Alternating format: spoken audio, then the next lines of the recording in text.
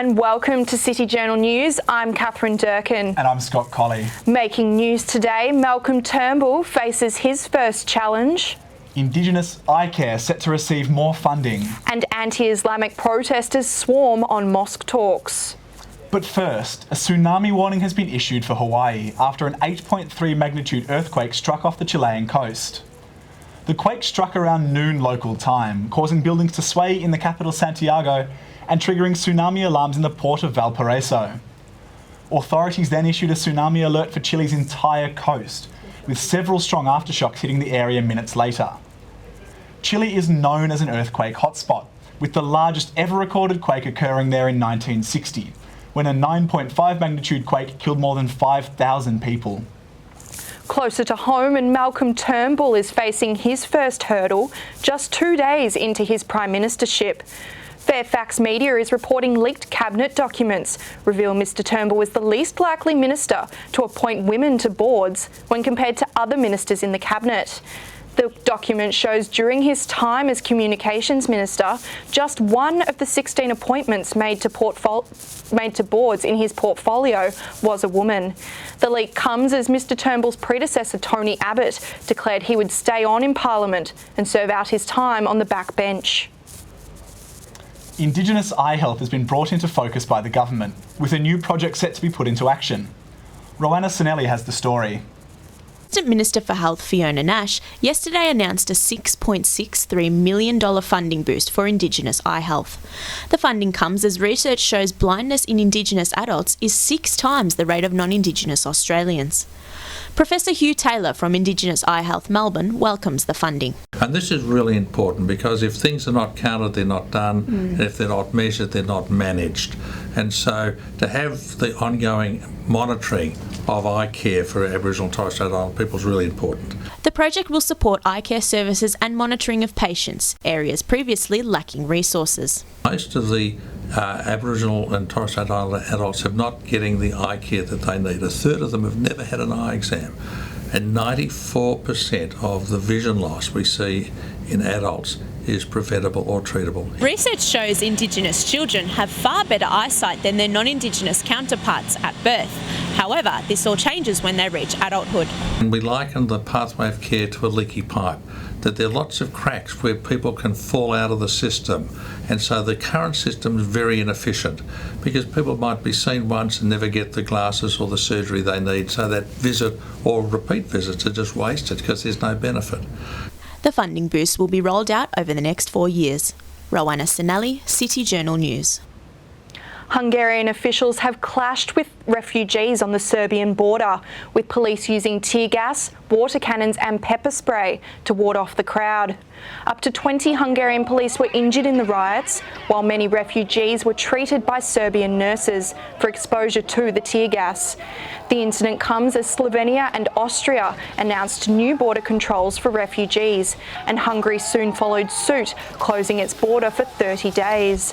Violent clashes have become increasingly common in Europe due to the worsening refugee crisis. Police were forced to intervene after furious Bendigo residents interrupted a town meeting, protesting against the proposed development of a mosque in town. Jade Bate has more. A controversial proposal to build a mosque in Bendigo came to a head last night, with angry protesters hijacking a town meeting. Interrupting the General Council meeting at the Bendigo Town Hall, furious locals repeatedly shouted, "No mosque," and called Mayor Peter Cox a traitor. You don't represent Bendigo, mate. You don't represent Bendigo.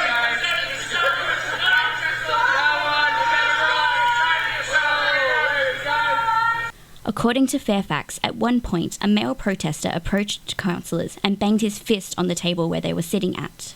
Mayor Cox, a vocal supporter of the mosque, and other members of council were escorted out of the Bendigo Town Hall under police guard.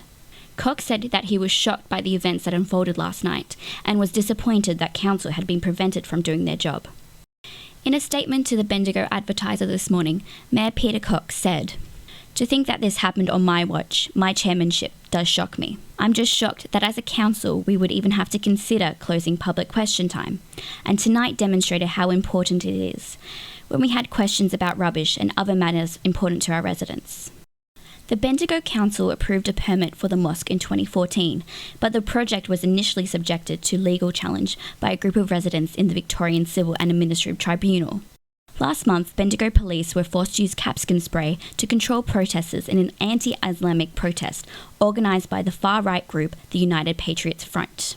The Bendigo City Council is still waiting to hear whether appeal to VCAT's decision for the development would go ahead. Jade Bate, City Journal News. In international news, a 14-year-old boy has been inundated with support after he was wrongly arrested in Texas on Monday. Cristian Filippo reports. Ahmed Mohammed attended school on Monday, hoping to show his teacher a homemade digital clock. However, the 14-year-old ended up being arrested, wrongly accused of creating a fake bomb. An officer and the principal came and took me up, and they took me to a room filled with 5 officers, which they interrogated me and searched through my stuff and took my tablet and my invention. The incident has seen support come in droves for the teenager, including from Facebook founder Mark Zuckerberg and even United States President Barack Obama. Mr. Obama took to Twitter in support of the teenager, saying that we should inspire more kids like you to like science. It's what makes America great. Cristian Filippo, City Journal News. In tech news, Facebook CEO Mark Zuckerberg has announced the social network will soon feature a dislike button. Zuckerberg says the button is designed to let people express empathy for their friends when a like isn't appropriate. Facebook users will have the opportunity to try the new feature soon. Meanwhile, Apple has released the latest software update for iPhone and iPad users. iOS 9 includes updates for Apple Maps and Siri, as well as adding a new low power mode that gives users an extra hour of battery life. The new operating system is available for download today. From burgers and dumplings to crepes, the Melbourne food truck trend appears to be here to stay. Rochelle Brown has the story. First there was Mr. Whippy, now there's Mr. Burger. These days, our favourite cuisines are on the move.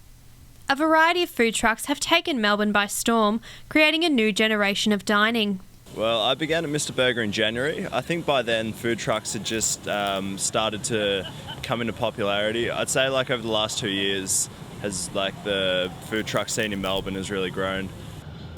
In June last year, the City of Melbourne launched a food truck trial, approving 12 trucks across the CBD. The trial has now been extended to November due to its popularity. Sites such as like Yarraville Gardens, they've got a food truck park where about 10 trucks park over summer, every Sunday. Welcome to Thornbury on High Street. Melburnians appear to be opting for gourmet truck food rather than a restaurant. Well, I think part of it is the novelty of getting food from good quality gourmet food from a food truck. I don't really know about Melbourne, I'm from Perth, but definitely I think it's pretty trendy for there to be pop-up markets and food stalls and stuff like that. You know, you can just see us driving home on the way home from work and you can get food that's just hand-sized you can eat while you're driving. The November review will determine the future of the pop-up hospitality. Rochelle Brown, City Journal News. It can be hard to tell in Melbourne sometimes, but the season has changed and we're in spring. That means the equinox is upon us. Jeremiah Gannacoach reports. Some parts of Melbourne may not have shown it today, but spring has definitely sprung, at least on paper. This Wednesday, the 23rd of September, is the spring equinox, a day when the north and south poles are equal distance away from the sun, making it only one of 2 days in the year when we have equal hours of day and night. Spring is a great time to throw away useless junk and try new things. Lizzie Earle is a horticulturalist at one of Fitzroy's leafiest nurseries, and she says spring is a great time to start a garden. Spring's a really good time to be starting with all your summer herbs and vegetables. So we've just started getting in some tomato seedlings, we've got zucchinis, capsicums, we've got in some fresh new stock of basil, but now's also a really good time to start all just your traditional herbs as well, so parsley, coriander, thyme, rosemary. So why is now the best time to start a garden? Spring is an excellent time to fertilise. So most plants are starting to go through their growth phase. It's a really good time to encourage them and help them and give them an extra boost with some fertiliser. What advice do you have for people starting out in gardening? Give it a go. Practice makes perfect, I think. We're all sort of trial and error here, but we're always here to give advice as well. We will help you. We will give you some tips and tricks for to make your garden a happy and healthy place. So there you have it. Start a garden or don't, but the spring equinox is happening either way. Jeremiah Gannacoach, City Journal News. Legendary rock band The Rolling Stones have announced they will return to the studio and start recording new music after their South American tour early next year. The highly anticipated album will be their first work since their 2005 release, A Bigger Bang. The Rolling Stones came together in 1962. They have released 25 albums during their career and appeared in over 1,000 concerts. And now it's time for sport with Roman Kennedy. Roman, there's a big weekend in sports ahead. Thanks, Scott. That's right. Anticipation levels are high as Melbourne prepares to welcome the best female UFC fighter in the world. But as Rowan Forster discovered, Ronda Rousey isn't the only thing exciting UFC fans. She's the biggest fighting superstar in the world, and in November, Ronda Rousey will grace Etihad Stadium to defend her title. But the undefeated Queen of the Octagon wasn't the only topic of conversation at the UFC's press conference in Melbourne yesterday. Middleweight fighter Nick Diaz has been suspended for 5 years by the Sports Athletic Commission after testing positive for marijuana usage. The authorities' tough approach in weeding drugs from the sport came under fire from athletes and experts. If one person tests for steroids that could actually really hurt a person, and another person smokes a plant that makes them happy, and he gets suspended for 5 years, whereas the guy that could have hurt someone so much that he could have died in there gets a slap on the wrist. It's not fair.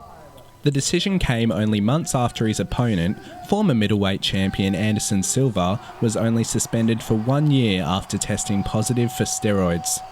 If it was a wider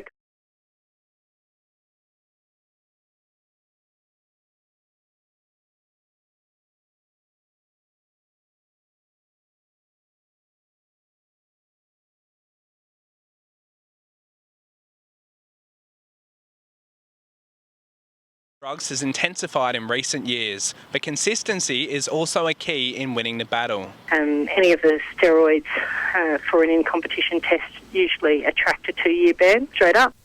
While Diaz will remain on the shelf, Rousey will continue her pursuit to become the greatest fighter of all time when she takes on Holly Holm in Melbourne on November 15. Rowan Forster, City Journal News. And now here is the City Journal Sports Wrap. Sydney Chairman Andrew Pridham slammed suggestions surrounding the condition of Lance Franklin, brushing off rumours about the star forward as completely laughable. Pridham urged supporters to stop speculating over Franklin's condition.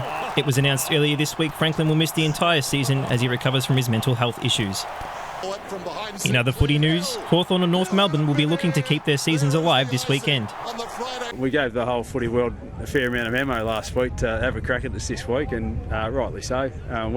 We performed well below our expectations last week, but winning a final in Perth is no easy feat. And I'm definitely feeling much better now than I was this time last year. So I think we'll be in better nick. But we know the side Sydney's going to put out there, and I watched their game on the weekend, and with Reid going down early, you thought they might have been a bit undermanned, but I thought they were terrific. Meanwhile, in tennis, Davis Cup action resumes tonight with Australia's semi-final against Great Britain commencing at 9 p.m. from Glasgow. The venue is the hometown of British superstar Andy Murray, who will be partnered by his brother Jamie in the tie. Australia will be represented by Sam Groth, Leighton Hewitt, Tanasi Kokonakis and previous outcast Bernard Tomic.